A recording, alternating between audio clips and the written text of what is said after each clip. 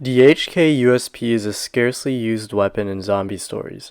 The late unlock level of 15 as well as being preceded by the revolver at level 17 makes this gun overall forgettable. However, like the G17, it comes with a niche conversion that makes it a completely different gun.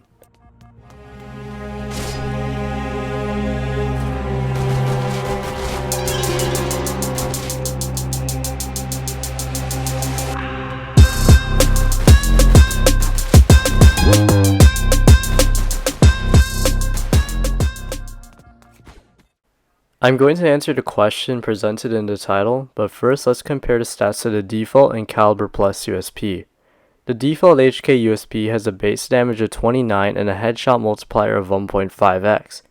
Despite the above average base damage for the USP, it still requires 3 headshots for a slasher zombie and 2 headshots for a charger zombie to get a kill.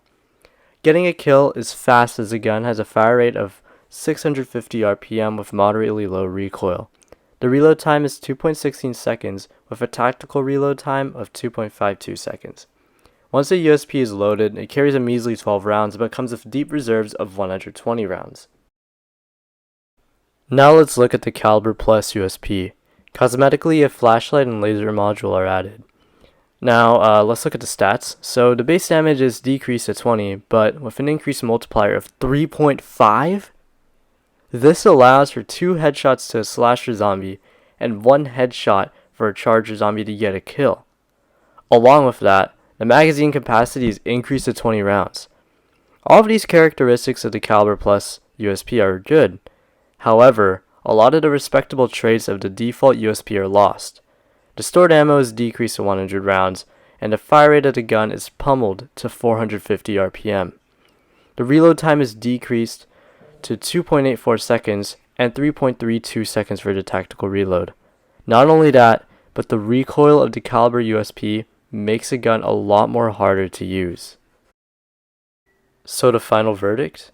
The Caliber Plus USP really depends on your play style.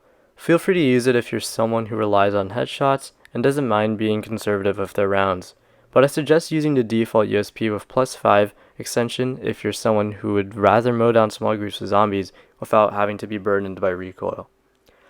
The Caliber Plus may not make the USP an extremely good gun, but the default USP is pretty fun to use and worth enough to not be left out of any conversation.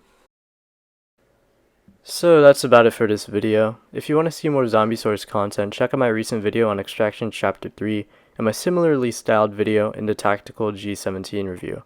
If you enjoyed the video, feel free to like, share, and subscribe. Goodbye.